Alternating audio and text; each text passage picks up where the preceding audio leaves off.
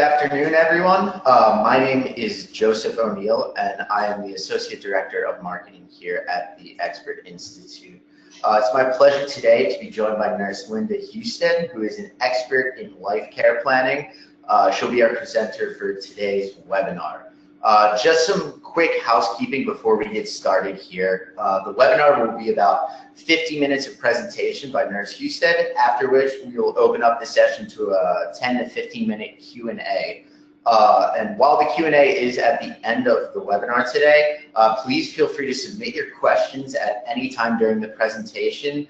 And you can do that by using the questions box on your GoToWebinar control panel. So today's presenter provides life care planning in the New York area for individuals of all ages with catastrophic injury or chronic health conditions. She has 18 years of experience in hospitals and as well as in medical and surgical and neurosurgical care units, labor and delivery, operating room, and post-anesthesia settings. She also has more than 30 years experience in case management, working with catastrophic claims involving head injury, spinal cord injury, burns, amputations, multiple trauma, chronic pain, and toxic exposure. She started doing lifetime medical cost projections in the mid-'80s and has written life care plans for litigation since 2004. As president of Houston Life Care Planning, Inc., she provides life care planning, legal nurse consulting, and case management services in the Northeast United States.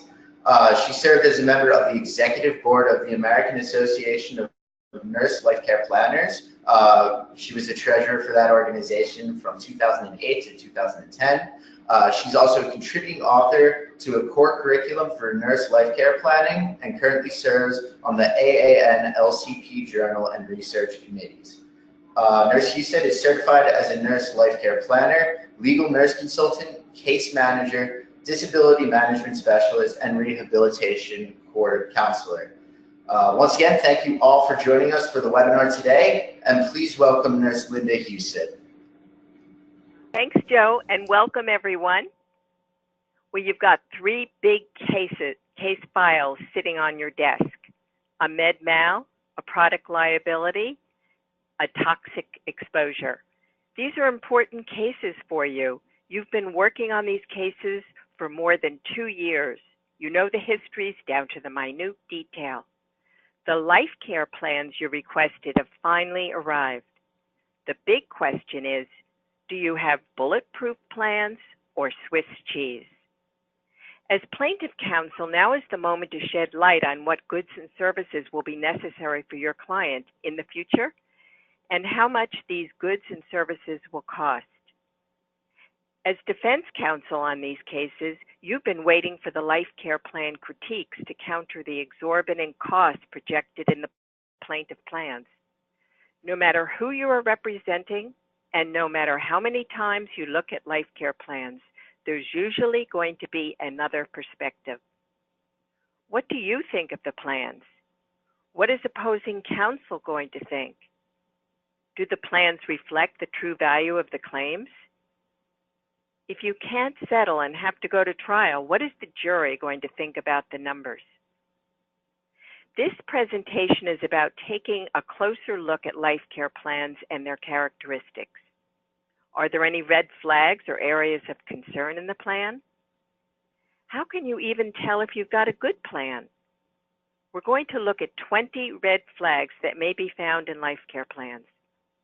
Any red flag discussed today will typically be something missing, too little of, or excessive in the plan. And by learning what is missing, you will learn what usually needs to be included. If you represent the plaintiff, you're going to want as strong a plan as possible, a bulletproof plan. If you're on the defense, you will want to identify weaknesses in the plaintiff plan, holes like Swiss cheese and points of weakness that don't justify the recommendations and final numbers. Next. There are several definitions of life care plans, but basically a life care plan is a dynamic document that provides recommendations for current and future medical and non-medical needs. for an individual who has a major injury or complex chronic health condition. It can be a simple plan, that is for an individual's future procedures or surgeries, or it can be very complex, requiring high detail with many goods, services, and multidisciplinary care over a lifetime. Next. The Life Care Plan is all about future medical damages. First, you're going to want to look at the overall quality of the plan. You may be sending the plan to an economist for the final numbers and will want the plan recommendations and costs to be clearly understood. Is the plan thorough? Does it cover the typical life care plan components? Are the future medical and non-medical needs explained? Are the recommendations supported? Do they make sense? Are the costs of future care supported and reasonable? All of these aspects are important to help put a value on your case. Next. We're going to break down the plan into 3 areas: plan structure, costs, and specific goods and services. We're also going to look at a life care plan critique or life care plan review. What might it look like, and what can you expect? The life care plans in 2 of the cases discussed today involve clients living in New York. Although these cases will be litigated in New York, the principles for red flags in life care plans are applicable to life care plans in any state. Next.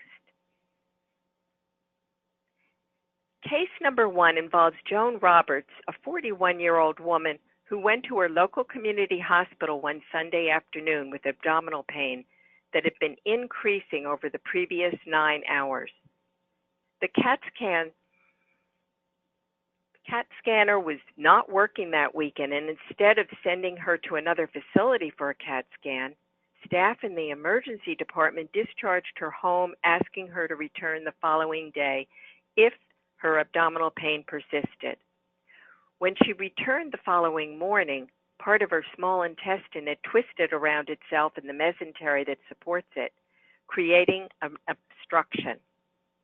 She required emergency surgery, and a large section of her small intestine had to be removed. She was left with the diagnosis of short bowel syndrome, a malabsorption disorder caused by lack of functional small intestine. She now required very costly total parenteral nutrition, called TPN, as well as many medications and multiple supplies. First, let's look at how Joan Roberts' plan is put together. How thorough is it? What red flags may be evident just looking at the overall structure of her plan? Taking a closer look, there are 5 red flags related to structure in this plan. Next. Red flag number 1, no listing of the documents that the life care planner has reviewed. Without a list of documents reviewed, what has the planner based his or her decisions on? On what basis is the planner projecting future care? Where's the support? The verified bill of particulars, depositions, expert reports, relevant medical records, including the most current medical available, are important for the life care planner to review. Any billing records that you may have are also important. Providing billing records, if available, will be helpful to the planner in order to develop future costs. Examples of important billing records could include bills for Joan Roberts' TPN that she requires daily.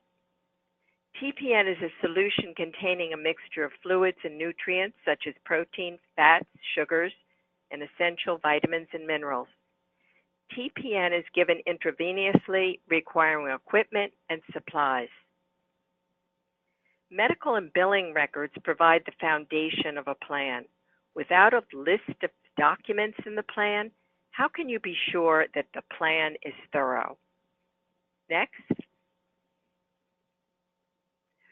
Red flag number 2, the cost resources. for the goods and services Joan Roberts needed were not included. Anyone can throw out a number for a cost of a treatment, a physician visit, or a medication when developing a plan. In this case, the cost of total parenteral nutrition, or TPN, is very expensive. How did your planner determine these costs? The planner needs to substantiate the cost so that the cost of the TPN can be replicated. If resources are not included, this could be an area of contention with opposing counsel. Ideally, the date of the costs that were obtained and the contact information should be included in the plan. The more costly an item or service, the more important it is for the source to be included. Resources can also be important if the plan amendment is needed in the future. Life care plan amendments are needed with any major change in medical condition or if a period of time has elapsed from the date of the original plan. If resources were provided in the original plan, the planner can contact those same resources for updated costs. Next. Red flag number 3, the life care plan only had cost tables. A plan without a narrative description, no matter how brief the narrative, is an incomplete plan. With only cost tables provided, what are the relevant diagnoses? Are there any pre-existing conditions? You will want to make sure that costs for non-related services are not included. Without a narrative, what is the current functional status of the individual? What records were reviewed to arrive at the conclusions? Was a face-to-face assessment done? Where's the rationale for all the services and supplies recommended and the resources for the costs listed in the tables? These are some of the questions that come to mind. You can see for yourself that if you only receive cost tables with no narrative or additional information, the quality is lacking. Next. Red flag number 4, no collaboration. Life care planners come from different disciplines, educational backgrounds, and experiences. Life care planners can be physical therapists, occupational therapists, vocational rehab specialists, nurses, social workers, or physicians, to name some. No matter what the background, very few people can be experts in every aspect of care. When we write a plan, we have to be careful to stay within our own area of expertise when making recommendations. The more provider or expert support we obtain, the better the quality and the strength of the plan recommendations. For example, as a nurse, determining the level of and amount of home care is a nursing decision. For future medical care, however, it would be important to confer with treating medical providers or medical experts. Collaboration is an important standard of practice in nurse life care planning and in life care planning in general. Collaboration can include review of treatment records, billing records, and/or communication with treating providers of any discipline or specialty experts. Next. Red flag number 5. The life care planner did not appear to have a methodology in Joan Roberts' plan. For example, nurses use the nursing process as their methodology when formulating a life care plan, integrating the best possible clinical evidence, clinical expertise, and the patient's preferences. The nursing process is the essential core of practice registered nurses use to deliver holistic, patient-focused care. Patient-specific data is collected and analyzed. The nursing process identifies potential problems, develops solutions, and monitors the results. It's a problem-solving method involving 5 steps: assessment, diagnosis, planning, implementation, and evaluation. Making a diagnosis in the nursing process is not a medical diagnosis. It refers to making a nursing diagnosis. and nursing diagnoses are the nurse's clinical judgments about the injured individual and family's response to actual or potential health conditions or needs.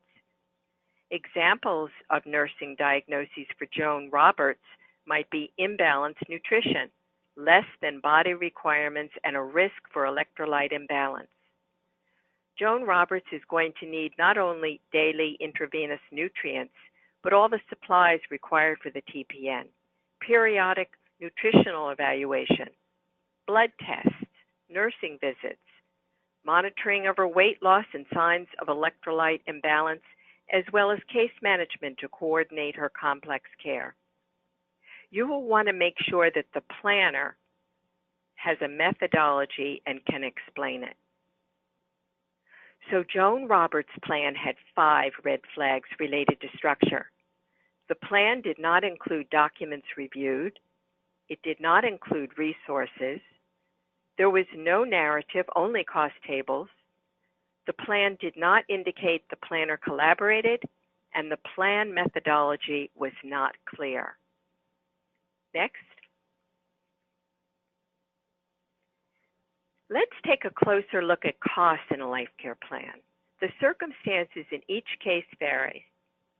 There are certain characteristics in your case that may influence future medical damages, and here are 3 important characteristics or considerations. Mobility, functional, cognitive, and neurobehavioral status of the individual is important. The less mobile, less functional, or the more cognitive deficits or behavioral issues the individual has, the more care will be required. The level of pain and how that impacts mobility and function and ability to perform activities of daily living, such as bathing, toileting, dressing, eating, and grooming, are also part of this equation. Another important characteristic is the level and extent of care needed. If the individual requires gastrostomy feedings and medications through a gastrostomy tube, for example, this is going to impact the skill level and the number of hours required in a plan. If facility care is recommended in a life care plan, the planner has to ensure the facilities chosen can actually provide this care and extent of the care. For example, if the individual requires medications around the clock and nurses are only available between 9 a.m. and 5 p.m., this facility would not be appropriate. If an individual is bedridden or is unsafe to leave alone, the extent and cost of care will increase. A third important consideration is life expectancy. The number of years the annual cost of recommended goods and services are needed is a big determinant of the total plan figure. If the annual cost of care is $100,000, for example, total plan costs are going to be higher the longer the life expectancy. Now let's look at case number 2. Jack Sanders is a 38-year-old iron worker working on Cooper's Cave Bridge in Glen Falls, New York. He lost his footing while wearing a defective harness. He fell 15 feet, sustaining a severe head injury and spinal fracture requiring stabilization and spinal fusion. Jack Sanders' life care plan is going to be very expensive. He needs a lot of care for a long time. But look, his plan has 8 of the 9 red flags in a life care plan related to costs. Next. Red flag number 6 involves including costs in a plan that are not related to the injury or to the complex chronic condition. Costs for pre-existing conditions, if any exist, that are included in the plan will drive up the total value. It is important that the planner include information about a pre-existing condition, but typically exclude costs for that condition in future care. In Jack Sanders' case, he is an insulin-dependent diabetic. Recently, he and his wife separated briefly, and he was taking a mild antidepressant. The cost of his medication for diabetes, an unrelated condition, should not be included in his plan. However, because of the severity of Jack Sanders' brain injury, he was no longer capable of safely administering his own medications. The nurse required for medication management would also administer medications for his diabetes. It can get a bit tricky in the area of home care needs. Is the care for an unrelated versus a related condition? Sometimes a combination of disabilities will influence care needs. That's why it's important to carefully document the individual's condition and related care needs and support any care recommendations in a plan. Although Jack Sanders had pre-existing depression with a recent history of using a mild antidepressant, he sustained a severe head injury. There's a strong association between moderate to severe head injury and depression. So any antidepressant treatment post-injury would be related. These are a couple of examples pointing to the need to provide rationales for the costs included in a plan. Next. Red flag number 7, costs provided in a plan that are a national average versus the cost in a specific geographical area. National average costs may not accurately reflect costs where the individual lives. Medical fees can vary substantially by geographic locale. In rural or small urban areas, costs are lower than large urban areas. Costs can vary for the same service in different states. For example, fees can be substantially different in Mississippi compared to New York. So by using a national average charge in a plan, when the individual lives in New York, that charge may not cover the expenses. Even within the state of New York, costs are higher in New York City, the suburbs, and Long Island compared to areas upstate such as Glen Falls, New York, where Jack Sanders lives.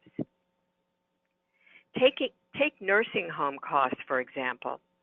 Genworth.com is a site for long-term care costs and costs of care. Genworth Costs of Care is a resource commonly used by life care planners. And according to Genworth 2017, the median annual cost for a private room in nursing home in Glen Falls, New York is $133,225. But in Jack Sanders' case, the planner used a national average figure of $97,455 versus the cost of care in Glen Falls. Jack Sanders would have a shortfall of $35,770 per year for his facility care costs if the national average figure were used. In Manhattan, for example, the cost of a private room in a nursing home is $215,770 per year versus the national average figure of $97,455. There is a difference of $118,315 each year. And that yearly difference, just for 5 years, would add up to $591,575. More than $5 million for a period of 5 years can make a big difference in a plan. If more years of facility care are required, you can see how expensive it might be and how big an error it could be if the national average figure were used. Next.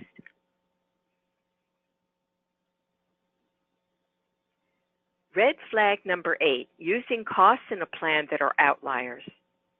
Cherry picking costs that are either all high or all low does not accurately reflect the cost of care. Initially, Jack Sanders' wife was willing to bring him home with home care services in place, but his life care plan included charges for 3 home health agencies with the highest hourly rates. On the other hand, a defense plan may choose agencies with the lowest hourly rates. Using a range of hourly rates from high to low or an average of 3 rates would be more accurate. Another example of using cost outliers would be when a planner for an individual who needs residential care includes facilities either charging the highest or the lowest rates. Life care planners typically use medical fee databases to obtain charges for services such as physician fees for initial or follow-up visits, hospital visits, office consultations, specific surgical procedures, x-rays, and blood tests, to name several. Usual, customary, and reasonable charges for these services are provided in the database at the 50th, 75th, and 90th percentiles. If charges at the 75th percentile are used by a planner, that means that 75% of all providers charge fees for a particular common procedural code or CPT code at or below $90, for example. It also means that 25% of providers are charging fees for that particular CPT code at or above $90. If a planner uses the 50th percentile when specifying charges for a service, that means that half of the providers of the service charge at or more, and half charge at or less than the specific fee. It is important that the planner specify which percentile is used in the plan if a fee is taken from a database. In addition to charges by percentile, charges can be further broken down according to geographical area. Next. Red flag number 9, using costs in a plan that are outdated or no longer available in the marketplace. In Jack Sanders' case, the cost of neurology visits seemed very low. It is important that costs in a plan are current. By identifying approximate dates the costs were obtained, you can determine if the cost for goods and services may still be available. Economists will want to work with current costs. Some planners use the same prices for goods and services year after year without doing current cost research. Could this planner be doing that? Next. Red flag number 10, finding duplicate costs in a plan, particularly in the same window of time. We need to see if either the same services are being provided or different services are provided within the same window of time. Charges during the same window of time did not appear in Jack Sanders' plan, so his plan did not include this red flag.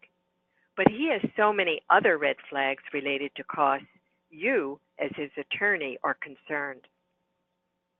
An example of duplicated costs might occur when 24-hour home care is recommended. We need to look at the particular circumstances in each case. While home care may be needed for an injury, a significant amount of hours spent out of the home for a non-related treatment, such as for kidney dialysis, should not be covered. In pediatric plans, a child may require 24-hour nursing care. However, the plan may disregard the nursing care provided by the school district on 210 school days a year. If the child is in the extended school program, that would be even more days the school would be providing nursing care. Over the years, this could be a very expensive example of duplicated costs. Next. Red flag number 11, costs for an inappropriate level of care. It is important to determine the appropriate level of home care and the number of hours needed for care in a life care plan. If the individual needs hands-on care for bathing, dressing, and toileting, such as in Jack Sanders' case, companion care at a lower hourly rate than home health aid care will not be adequate. On the other hand, if there are no skilled needs, why is RN care recommended in a plan? A cost of $60 an hour for an RN versus $23 an hour for an aide can make a huge difference. Or if there's a skilled need, can the need be taken care of with a visit rather than 24-hour coverage? Can LPNs provide some of the care at a lower hourly rate than RNs? The level of care is one of the most important cost determinants in a life care plan. In Jack Sanders' case, he will need skilled nursing care for medication administration. And due to the severity of his cognitive deficits, he cannot be responsible for administering his own medications, even his insulin. Companions cannot administer medications. Next. Red flag number 12, cost for facility care that is not appropriate. Facility care can be one of the costliest services in a life care plan. Hospital care is usually the costliest. Jack Sanders had definite neurobehavioral issues. He was impulsive, short-tempered, frequently cried, and sometimes laughed inappropriately. This can be stressful for his wife and challenging for his home care staff. He was becoming increasingly non-compliant and somewhat combative. An option for facility care was included in his life care plan, but the daily cost seemed low. One-to-one long-term care for neurobehavioral issues after traumatic brain injury is another very costly type of care. If one-on-one care is not required and there are no behavioral issues, costs for one-on-one care should not be included in the cost basis of the plan. With Jack Sanders' behavioral issues, however, including the potential for one-on-one care was needed. For example, when you see a range of costs for care in a traumatic brain injury facility, it is important to ensure that the high-end cost range provided in a plan is required by that individual. If not, the high-end range should not be included. If the individual needs to be fed through a gastrostomy tube, the planner needs to make sure that the facilities recommended in the plan can actually provide for that level of care. Next. Red flag number 13, costs for care in a facility that should not be included in the per diem rate, or that should be included in the per diem rate. In Jack Sanders' plan, there was a separate charge for 8 sessions of therapy every month.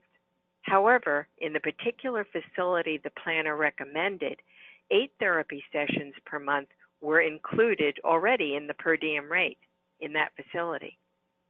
It is important to identify all the aspects of care that are included in a daily rate. Some long-term care facilities include room and board, therapies, respiratory charges, and supplies in the daily rate. Only ancillary charges such as minor surgery, laboratory, pharmacy, radiology, and rehab technology charges are not included and are billed separately. If the plan includes costs for supplies that are included in the daily rate, that would reflect a double charge, and double billing for charges already included in the daily rate can add up in just 365 days. Next. Red flag number 14, including costs for complications, procedures, or hospitalizations that are unsupported. Jack Sanders' plan had no supportive documentation to back up future spine surgery and hospitalizations every year. If Jack Sanders' spinal surgeon said that for him there's up to a 30% chance of a failed fusion, a pseudoarthrosis, or hardware malfunction, adding a cost range of 0 up to 30% for these costs in a plan would be reasonable when quantifying his future medical damages. Typically, however, adding the cost of future complications is reasonable if there is a 50% or higher chance of the complication occurring. If the treating provider or clinical treatment guidelines indicate a complication is highly likely, say 50% or more of the time, the cost of that complication would need to be included.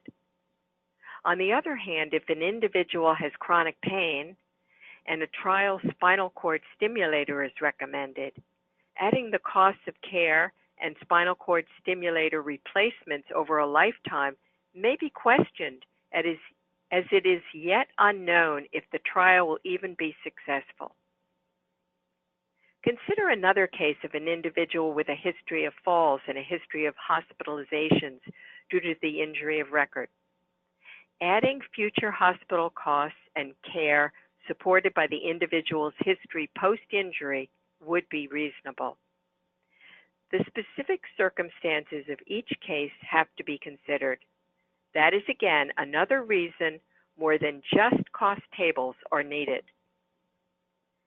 Jack Sanders' plan had 8 of the 9 red flags for costs. Some costs were unrelated. Costs were not calculated according to geographical area. Some costs were outliers and outdated. The facility recommended was inappropriate, and some costs were already included in the per diem rate. Costs for annual hospitalizations were not substantiated sufficiently to include in the damages. Next. We've looked at life care plan red flags involving structure and costs. Now let's look at 5 red flags related to specific goods and services in case number 3. Case number 3 involves Christy Brown, a 3.5-year-old girl diagnosed with lead poisoning. She and her parents live in Lockport, New York. They live in a 1-bedroom apartment that was built before 1978 when the use of lead paint was banned. Christy was diagnosed with lead poisoning, pervasive developmental delay, anemia, and physical and speech and language deficits. Diagnosed at age 2, the landlord delayed in rectifying lead found in chip paint in her family's apartment. And due to the severity of her delays and behavioral difficulties, she is not anticipated to ever be able to live independently. Unsupported costs for goods and services in a plan may indicate no collaboration with a specialist, a lack of understanding of the needs of the individual, or a lack of research on future care needs for a particular diagnosis. Let's look at 5 red flags in Christy's plan. Next.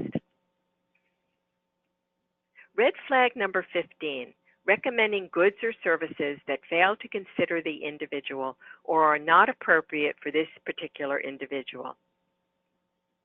For example, although the life care planner recommended residential services as a care option when Christy is an adult, the planner recommended specific facilities that only provide care up to age 21. Recommending residential care age 21 to life expectancy in facilities that don't offer adult care can be a huge plan error and would not sit well with a jury. It might indicate that the planner did not do the necessary research or might have even used facilities recommended in a previous plan, a plan involving the need for pediatric residential care. On the other hand, a defense planner may recommend care during adulthood for Christy that doesn't serve her needs. Although residential care recommended by the defense planner might be considerably less expensive, the facilities recommended in the plan serve individuals who are anticipated to be more independent than Christy will ever be. So you will need to look at the case-specific circumstances and case-specific needs. Next.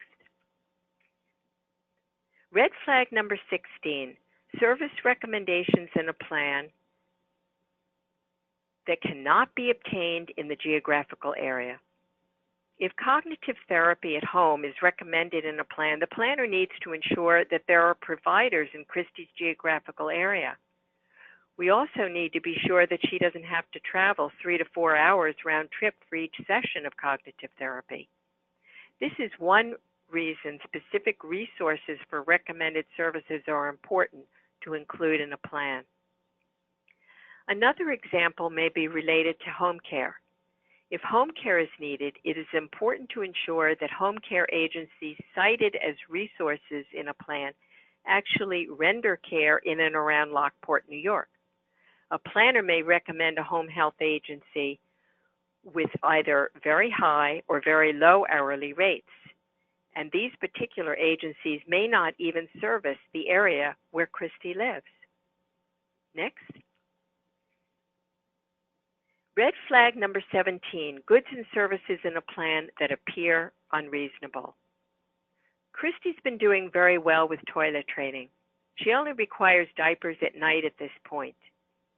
Despite this progress, the Life Care Planner recommended 18 diapers a day for the remainder of Christy's life expectancy. Even if Christy were not toilet trained, 18 diapers a day is excessive. Additionally, she is toilet trained during the day, which is promising that she will also be successfully trained at some point at night and will no longer require diapers at all. Accounting for costs for diapers, Christy's entire life appears unreasonable. A single diaper doesn't cost that much, but multiply that cost times 18 a day every year for a life expectancy, and it will add up to a significant amount. Christy's Life Care Planner included monthly pediatric visits to age 18. While oversight by Christy's pediatrician for both her overall health and lead poisoning are important, the plan should not include every visit she has with her pediatrician. Christy's Life Care Planner recommended nutritional evaluations 4 times a year. While nutritional evaluation is important for assessment of Christy's diet to avoid iron deficiency anemia, and nutritional counseling for her parents is important so that Christy's diet includes iron-rich foods, evaluation 4 times a year appears excessive. Next. Red flag number 18, including large allowances in a plan with no cost breakdown or supportive documentation.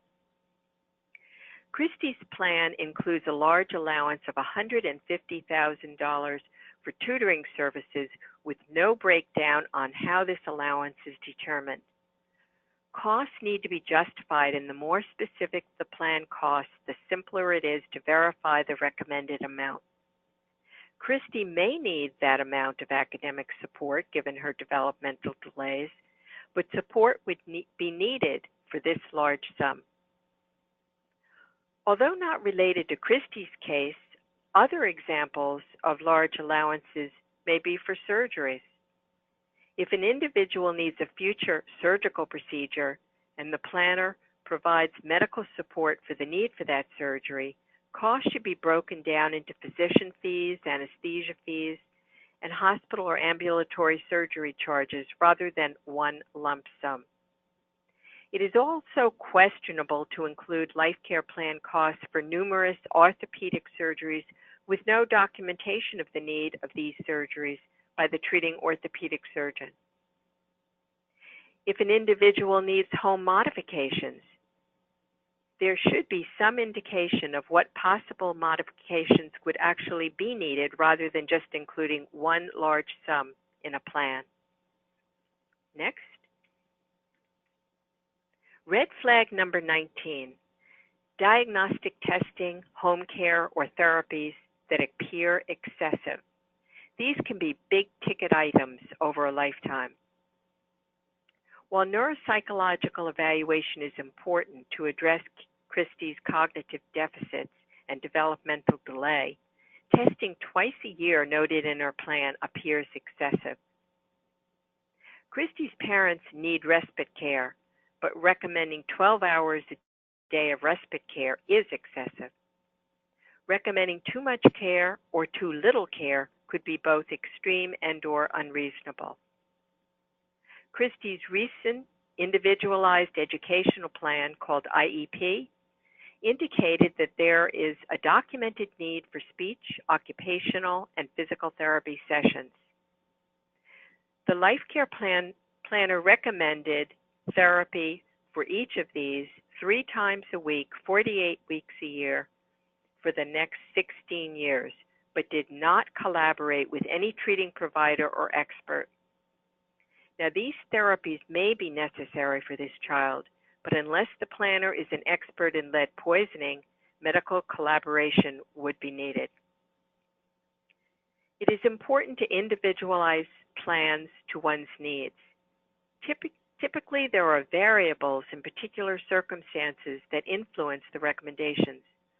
We need to evaluate the total amount and number of sessions of a service over a lifetime, the frequency of sessions in a year, as well as the cost for each session or type of service.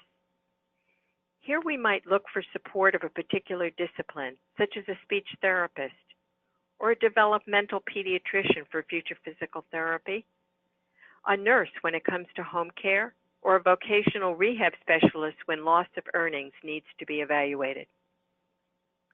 Excessive amounts of diagnostic testing, respite care, or therapy are commonly seen in plaintiff plans.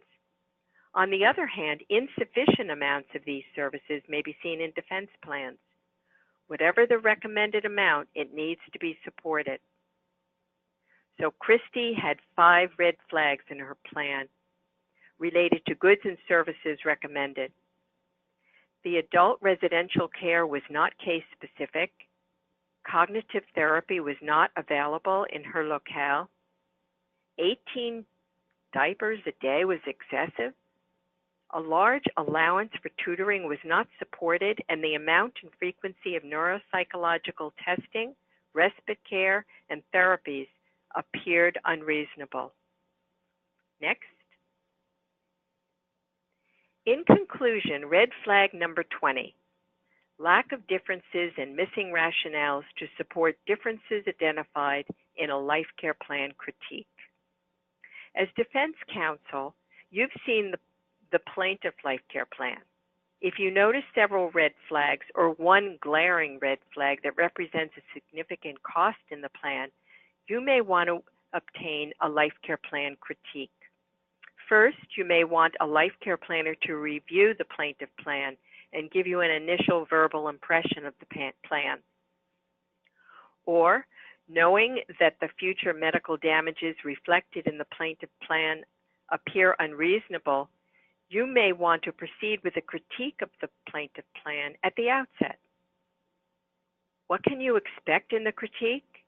Know that the defense planner will want to do an in-person assessment just as the plaintiff planner did, preferably in the individual's home setting or living environment.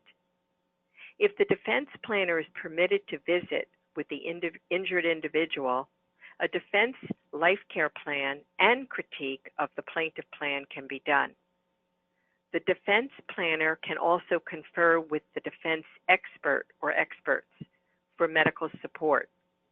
A line-by-line, item-by-item comparison can be provided indicating either agreement or disagreement with the plaintiff planner's recommendations. And if there's disagreement, the defense planner needs to indicate a difference and back up his or her opinion with rationales and resources. If a visit is not permitted, a critique of the plaintiff plan can be provided with red flags identified. So in either a critique or a defense life care plan and critique, expect specific differences to be documented. And these differences could involve plan structure, costs, goods and services, or any combination of these plan components. Expect that rationales for the differences will be included with resources. And lastly, expect the life care plan and critique will not have any of the other 18 or 19 red flags found in the previous 3 cases. And now, Joe, for some questions. Okay, yeah, thank you, Nurse Husted. Just to remind everybody, you can submit your questions via the questions panel on your GoToWebinar platform. What I'll do is I'll read these questions out loud, and then Nurse Husted will have the chance to respond verbally. Just as another point, we will be making all of these slides as well as a recording of the webinar available to all attendees after the webinar. So you will be getting the slides as well as a recording of the webinar within the next couple of days. So yeah, just to kick off with some questions here, of all of these red flags, which of these tend to be the most commonly seen? I would say the most common red flag would be an enormous amount of home care. It's very important that life care planners actually encourage the individual to be as independent as possible, providing aids that will help them be more independent rather than slapping in a whole bunch of home care with no indication that they're trying to encourage independence. I would say that's the biggest one. Okay. What are some of the most trusted sources of data that life care planners like yourself turn to when establishing costs for life care plans? Yes. There are several databases that can be used, and medical fees in the United States by PIMCO can be used. Physician fee references is another database. Equian is another important database. So those are three that come to mind. Okay, and as a follow-on to that question, are those databases available for attorneys to review, or are there any particular restrictions on who can access that data? Well, certainly any attorney could subscribe and purchase the current year. Each year the data comes out. So we have the 2017 data now, and they're getting ready to roll out 2018 sometime, probably the end of January or so.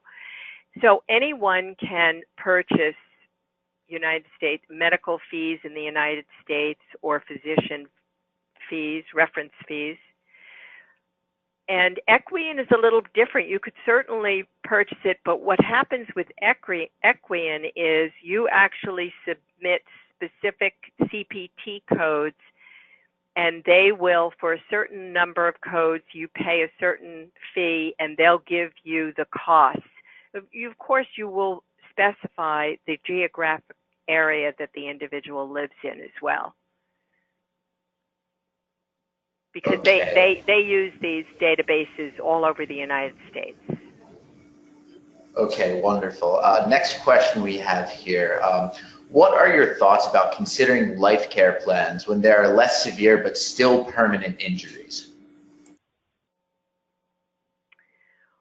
Well, if there are permanent injuries that may need care, goods or services over a lifetime, it depends on the permanent injury. I mean, will it affect mobility? Will this individual need assistance in some way or assistive devices? It depends on what they're going to need in the future with the permanent disability. In other words, they're not going to need any more surgery or whatever it is their situation. I mean, certainly if you have a spinal cord injury, you're going to need enormous amount of future care. So it really varies according to the permanent injury. If, for example, you have something small, I shouldn't say small because it's very important to be able to use both hands, but let's say one hand is disabled and you have to function with only one hand, and it may not even be your dominant hand, then certainly you're going to need some aids. You're going to need things that possibly a computer assistant where you actually don't have to type in all the data, that you can actually just speak it in. So it depends on the particular permanent disability. Do you have something in mind? Yeah, so as further clarification to that question, the asker brought up hardware in a broken leg with no planned future surgeries. Okay, hardware. Well, there is the potential that the individual may develop chronic pain and will need it removed and will still have chronic pain and will also have problems with mobility. and as they age, there may still be problems. So I think it's really important to be checking either with the treating orthopedic specialist or an orthopedic expert to see if there might be any permanent problems going down the line. And once you find that out, if there are, then certainly the planner can work with either the treating provider or experts in developing the plan, because chronic pain can be a big one. Okay, great. Next question we have here. Is a life care planner using a range which includes the low and high? For example, national average versus what the locality provides. A red flag to you, because the asker brings up because people can move in the future. Well, yes, I mean, people can move, but you really base your plan on the current circumstances, where the individual lives, unless there's some actual plan set. I think that giving a range, in other words, if somebody lives in New York or California and it's very, very expensive, then they plan to move down to Louisiana or something. I think you just have to go with what currently is happening in a case. For example, medications. If somebody is taking particular medications at this time, this is what we include the future costs are, knowing that they may change in the future, but we have to go with what's available now. Okay, excellent. Next question here. Is it worth obtaining previous life care plans created by a life care planner? If so, what are the key things to look for that may suggest faults in the current/recent life care plan? Could you repeat that? I'm not exactly sure I understand what the question is. Sure. And I think this is in reference to when you're looking to retain a life care planner. Is it worth going through their previous life care plans? And if so, what are the things to look out for that might suggest faults in that plan? Well, if you have worked with that planner, then you may have access to a previous plan, but most of the time not. So you might ask for a sample. So I don't think, unless something is documented and has already been to trial and is actually accessible, you will not be able to see that planner's previous plans. Okay, next question here. With courts in many jurisdictions now allowing evidence of amounts actually paid for medical services to define the cost of care, as opposed to amounts billed for services, how can a life care planner justify his or her methodology in arriving at costs if it is based on collecting the full billed amounts for various medical services, as per the physician's fee reference or the national fee analyzer? Well, it really depends on your jurisdiction, and you have to go according to your jurisdiction and what the rules are. But typically, life care planners will use usual and customary fees with no constraints.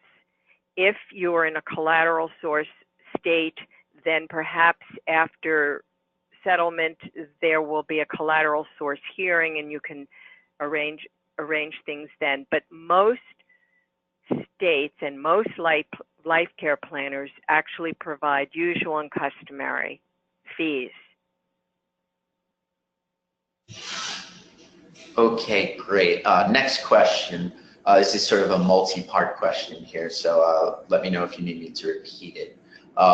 What source do you use for life expectancy? Are life care planners able to determine life expectancy? When someone is severely cognitively impaired, won't the life expectancy be lower than the average person?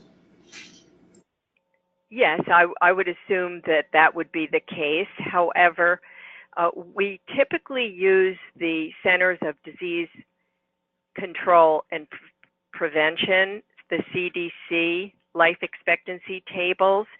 Nurse life care planners cannot render an opinion on life expectancy. You really need a life expectancy expert or physician to render that opinion.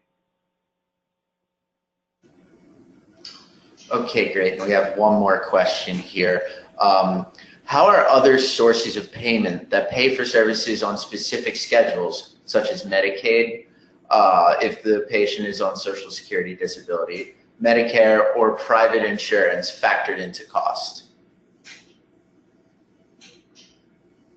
Well, if somebody is on Medicaid at this time, then once they've settled this and they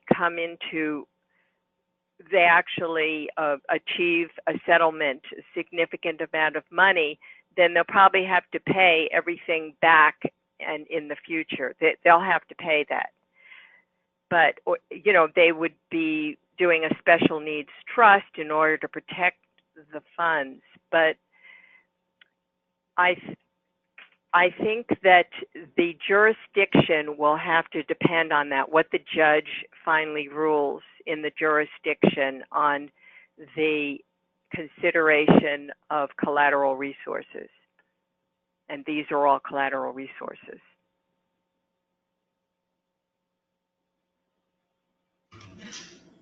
Okay, I think with that, that'll about wrap it up for today's webinar.